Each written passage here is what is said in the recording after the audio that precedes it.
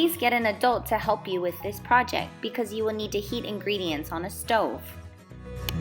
Hi everyone, it's Janice. Today we're going to be making finger paint. What you need is half a cup of cornstarch, 4 tablespoons of sugar, 2 cups of cold water, and some food coloring.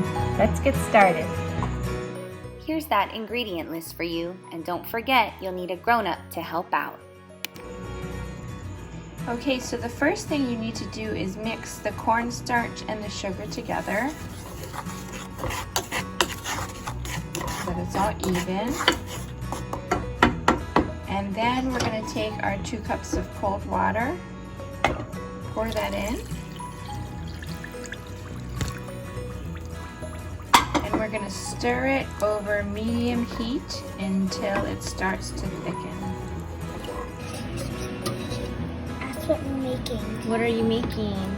We're making paint soup. Okay, so you can see now that after just a couple minutes our mixture got very thick like this, and after you take it off the stove it continues to get thick as it cools. So now we can go ahead and put it into separate bowls or containers, and then we will add our food coloring. Look at slime. Wow.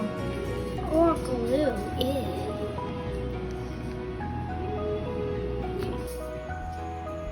Okay, now we're trying it out. You can see that it's a little bit thicker than your regular store-bought finger paint, and it's not as bright, but it totally works.